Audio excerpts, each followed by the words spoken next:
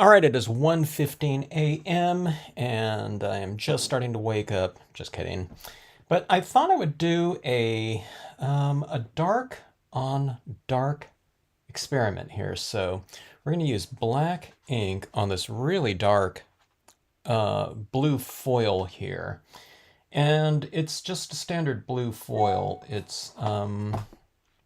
It's not a printable vinyl or something like that. So if you ever try something like this, go with the Brilliance pigment ink. It'll dry on there eventually. It might take a couple days, but you need this kind of water-based, thicker medium right here that when dry, you will spray seal, okay? And that will adhere this type of media to this type of non-porous surface. All right, now the experiment about this one is that, putting black on something that's so dark, I mean, chances are it probably won't read very well, because it's just something, we're not working with a lot of contrast here. But I want to see if I can get some kind of interesting effects going on here. And I don't know if it comes out, there's not going to be a whole lot to it, I don't think. But this is a process that I've used to kind of depict a Northern Light type of look before in the past. And I've done it on lighter toned foils so that the lighter tones show through. But I think on this one right here, if I can get some of those curtainy types of streaks into the background here, the thing that I will be depending on to showcase the form or the silhouette of the imagery that I stamp on here will be some background stars. Okay, so see this right here? Those are the streaks that I'm laying down in here. All right. And we'll see if we can get a decent amount of that applied.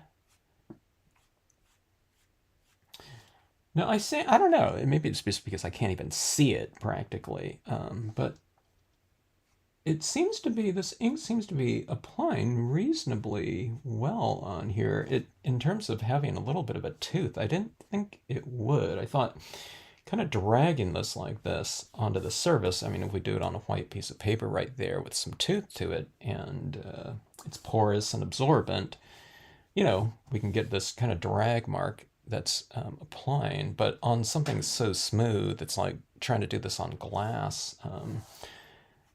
I didn't think it would apply this fast, because sometimes when you're dragging on here, the thing that you're doing, if you press too hard, what in effect you're doing is kind of just wiping the ink off of the surface. So let's see how we can go. So I'll show you what I'm doing, or try to show you in this glare. Those little kind of curtainy looks like that. And that's what those kind of Northern Lights types of curtainy hanging lights tend to kind of be shaped as, I wouldn't say look like, because it's not going to look like this, but in terms of a type of technique, in terms of stamping media here, stamping inks, and sometimes surface, this is I don't know, this is the kind of the technique that I've come up with to get as close to that type of representation as possible.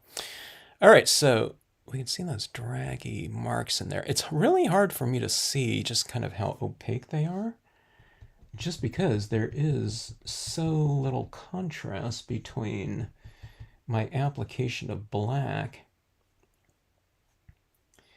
and the background in there, but we'll see how it goes. Now I'm really tempted to use some white on here, but I've done that before on this kind of newer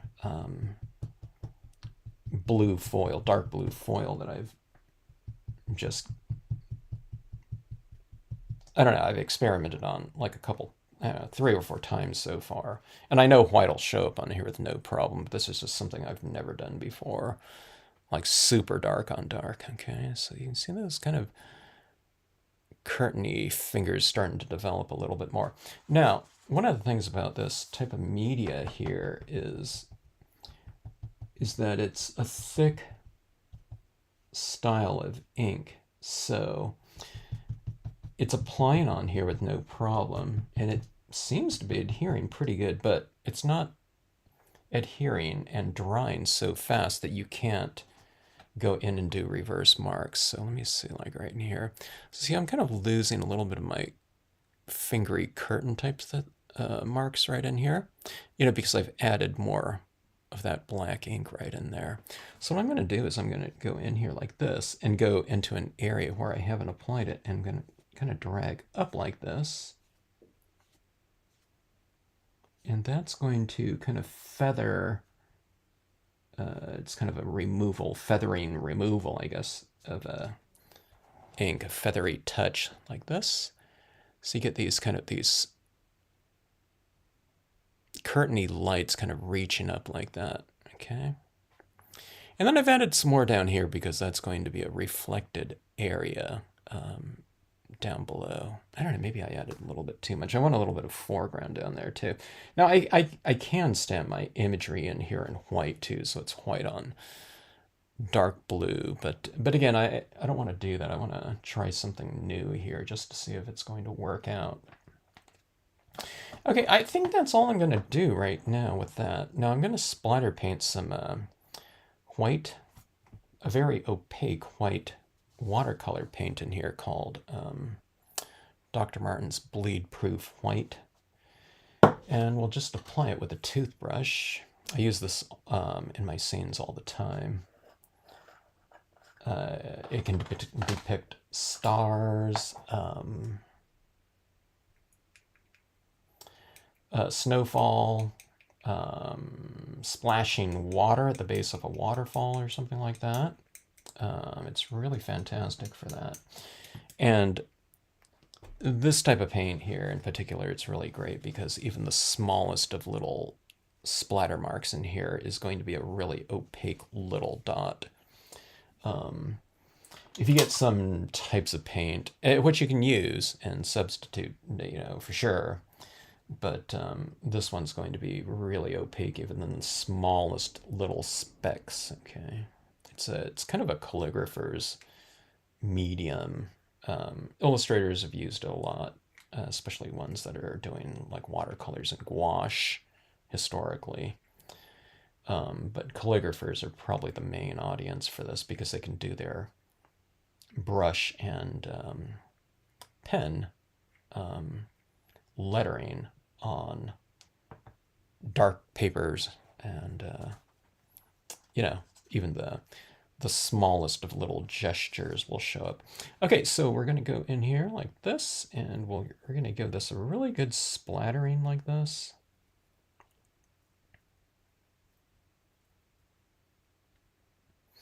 And if I add too much of this, I can always wipe it off, but I might tone over some of these speckles, splatters with some additional black ink if it's just, if it's just too crazy and like way too much.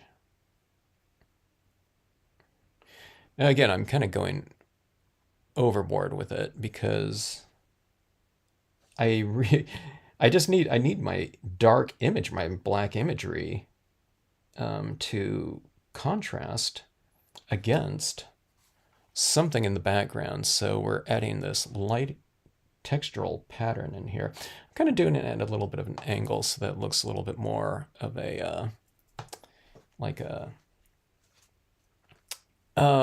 Milky Way kind of angle.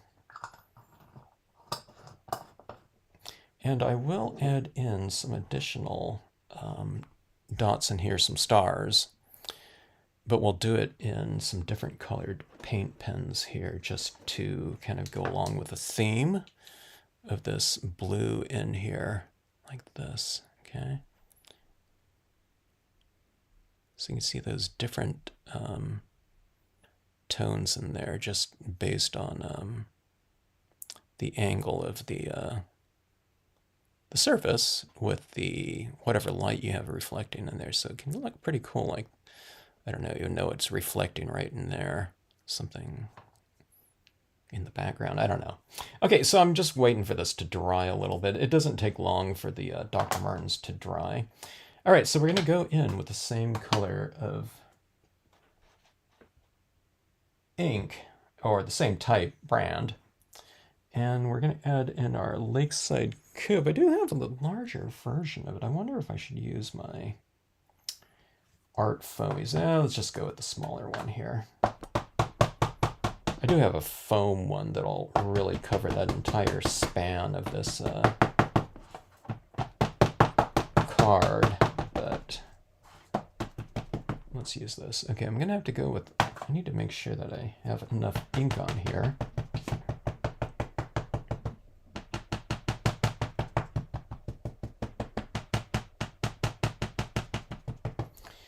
And a little bit more ink than normal when stamping on kind of a piece of paper or something like that, because you have to have kind of a decent slathering of this ink, because we are stamping over the tops of these little stars. I mean, they're not super raised up or anything like that, but they are raised up a little bit, so you need to get a pretty decent amount of ink to layer over them. In fact, as I stamp this over these stars, some of those stars, or a lot of them, might just be showing right through that black ink, because this ink isn't absorbing into the surface of the paper like it would with a normal cardstock, like a porous type of surface. So you get this ink just kind of squishing down over these raised little white dots. So you probably get a little bit of it showing through, maybe even a lot, because there's a lot of it back there. All right, so you don't want to press down too much, though, but you know, it has to be adequate, of course. But if you press down too hard, that ink might kind of squeeze out from underneath your imagery, and you might not get a really dark impression. All right, so that worked out pretty good. There it is right there. Okay. It's like invisible, I know. Against that background. Now, if this doesn't show up at all, you know, I can always just allow this to dry. And because it doesn't show up anyways, I can just go back in and I can stamp my imagery in here with a white, you know, the white Brilliance ink instead. And that will definitely show up over this background. I was just kind of curious to see what this would look like. And again, this imagery is really stamping on here really nicely. It's for not being a porous surface like whatsoever, I'm kind of surprised at that. Okay. All right, so this image doesn't extend out to the edges, so I'm adding in some additional whatever shoreline by stamping the left and right side of this and overlapping that initial impression right in there.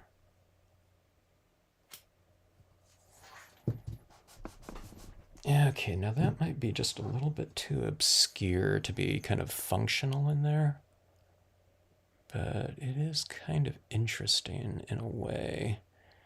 It really depends on the reflection, or the light reflecting in there to be able to see it, though. It's the invisible disappearing scene. Okay, so we have that. And then what we'll do is we'll add in some additional foreground. I'll go kind of bold with these, with the spruce tree here.